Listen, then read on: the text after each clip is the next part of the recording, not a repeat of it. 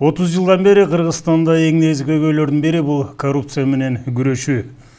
Азыркы учурда кайра бул маселе көтөрүлүп, бирок ошол туура жолдо баратабы? Бул боюнча биз серепчи Бакыт Бакитаев мырзаны чакырган элек.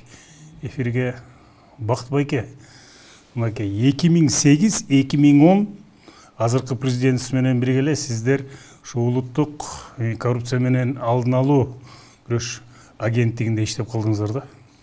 Ошол кездеги менен азыркы күрөштүн, коррупция менен күрөштүн айырмасы. Ошону азыр экөөбүз мындай бирге анализ кылбайлыбы? Мынакей Аскар Акаевич келип күрөштү коррупция менен. Бүт баягы өзүнүн командасына кайрылды, элге кайрылды. Коррупция менен алыс болойлу деп. Бирок артында көрдүк, министрлери бардыгы аралашып кетти. Андан кийин Бакиев келди. Бакиев деле ошо коррупцияны күрөшөлү деп бүт өзүнүн командасына, өзүнүн бүт баягы соратниктерине кайрылып аракетин кылды. Бирок артын көрдүк. Атамбаев да келип ошентип кайрылды.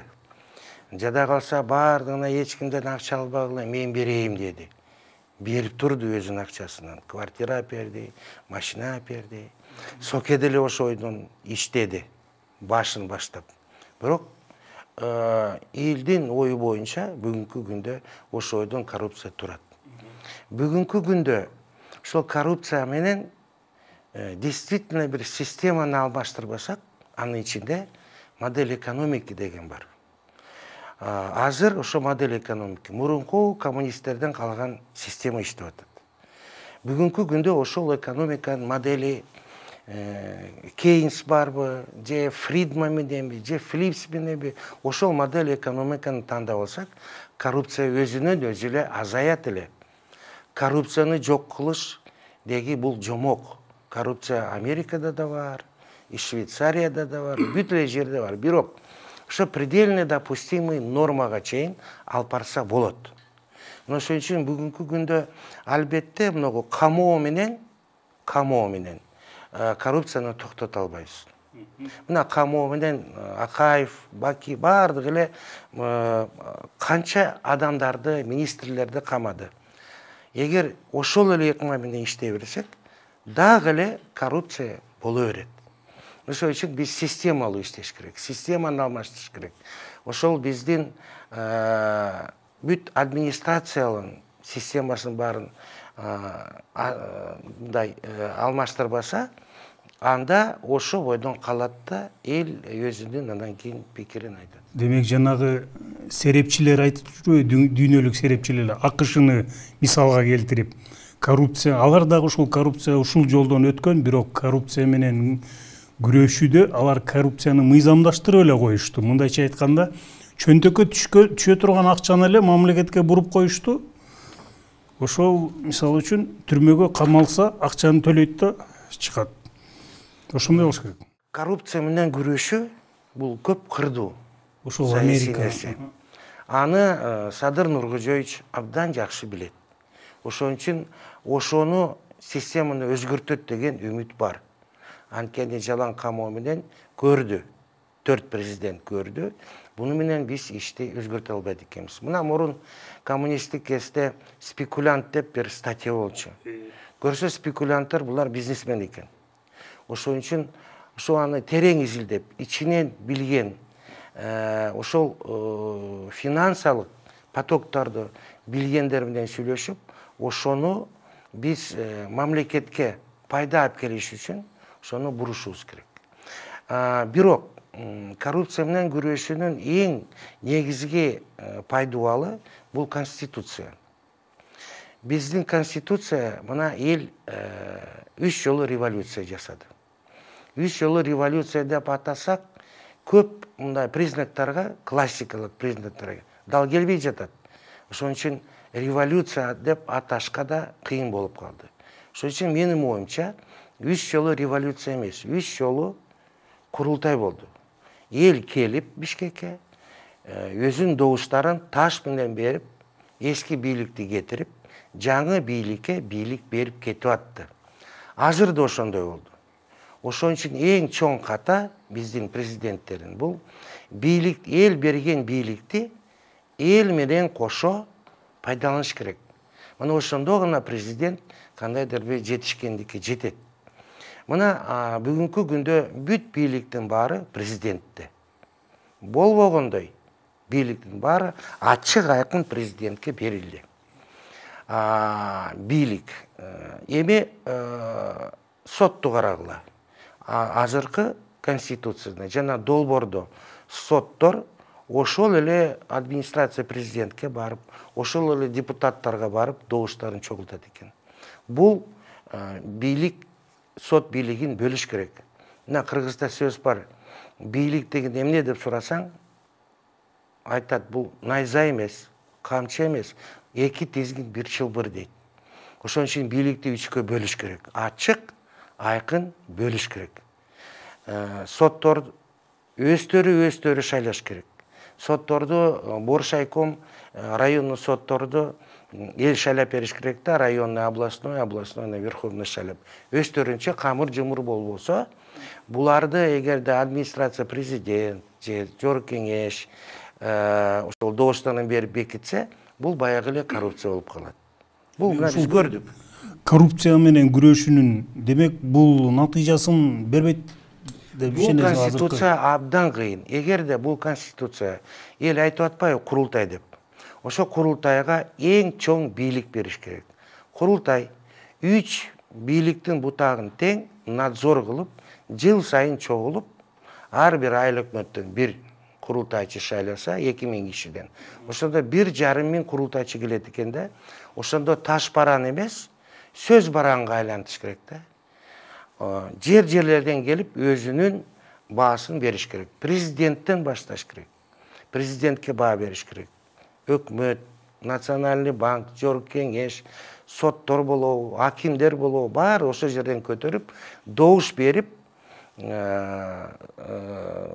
ошол добуш боюнча канааттандырылып же канааттандырылып эместик бериш керек. Сиз жогорку кеңеште биргесиз ошо тышкы иштер бөлүмүндө да иштеп, ошол башка мамлекеттерди да көп көрдүңүз. Кайсы мамлекеттин макети, коррупция менен күрөшүү макети бизге ылайыктуу да?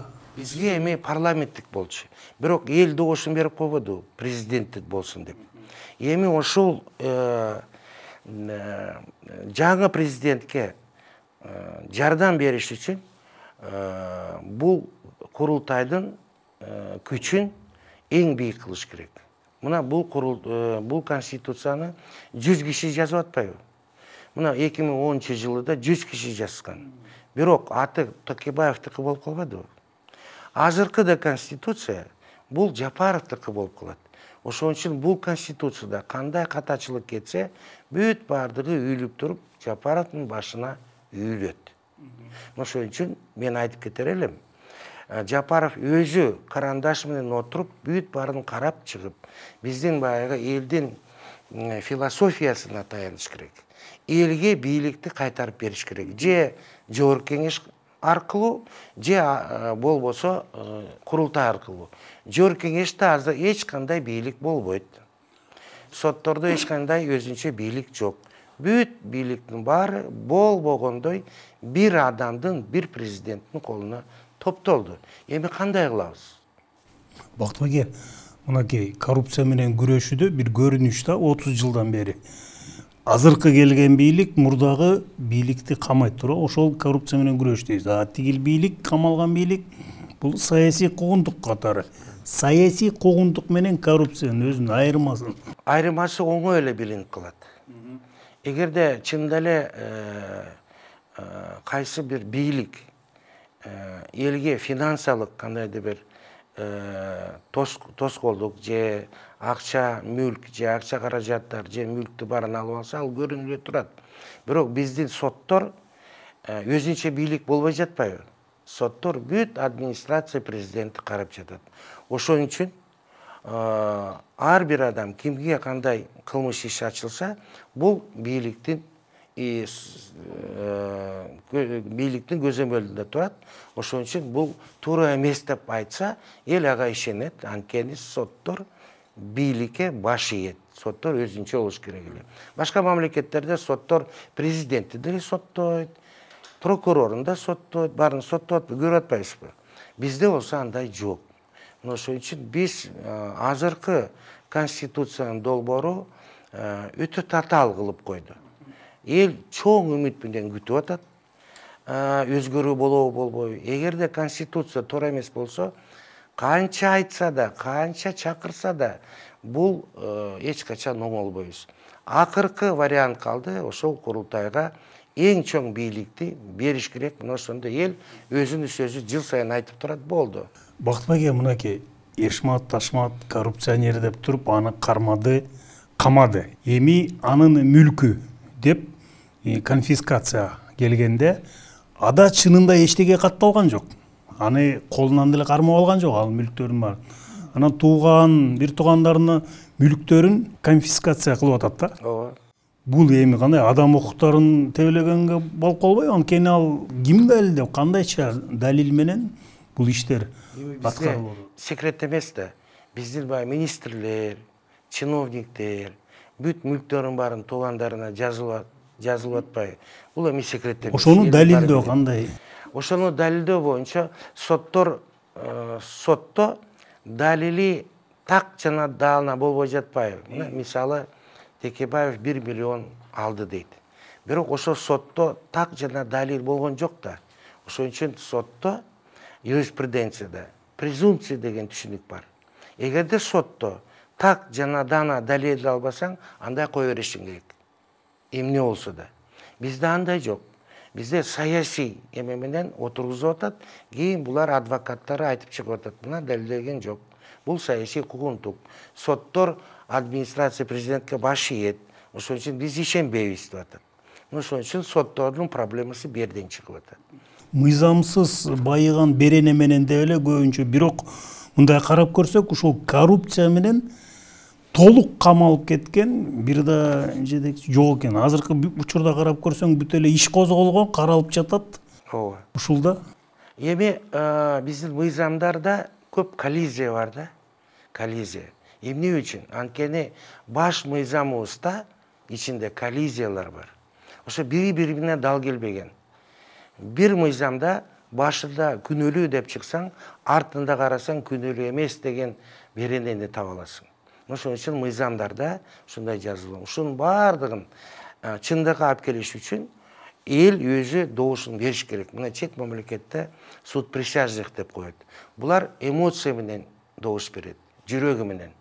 Ошон үчүн эгерде далилделбей же далилдер табылбай калса, ошо суд присяжныйга кайрылат. Ошол жерде баягы көз карандысыз угат соттун баарын, анан өздөрү жүрөгү сезими менен добуш берет. Азыр ошондой эң чоң сот бул курултайды ошого али кеч эмес. Курултайды бүт бийликтин башына коюп бериш керек да. Жерлерден тандалып келген, шайланып келген курултайчылар жүрөгү менен, жүрөгү сезет элдин. иштеп бериш керек. Жүрөгү менен добушун берет. Канааттандарлык же канааттандарлык эмес деп. Жүрөгү менен. Ошого ишенбесек, мыйзамдын негизинде коррупционерди отургузуш өтө кыйын. Презумпция, состав преступления ичинде бар өтө кыйын. Бардыгына укмуш баягы баалуу адвокаттар бар. Мыйзамдын коллизияларын таап алат да, ошого такап коет да, соттор эчтеке кыла албай калат. Же аларга звандап администрациядан саясий буйрук бергенде ошондо отургузат. Бактыбек эже, анда бизге ушу келип чакан маек куруп бергениңизге рахмат. Ушул тууралуу айтып, анда келерки берүүдө сиз менен биз ушу конституциялык мыйзамдар тууралуу, жаңы долбоор тууралуу маектешебиз. Урматтуу мекендештер, мына коррупция тууралуу биз маек курдук. Анда келерки берүүбүз ушул жаңы баш мыйзамдын долбоору тууралуу болмокчу. Биз менен болуңуздар, саламаттаныңыздар.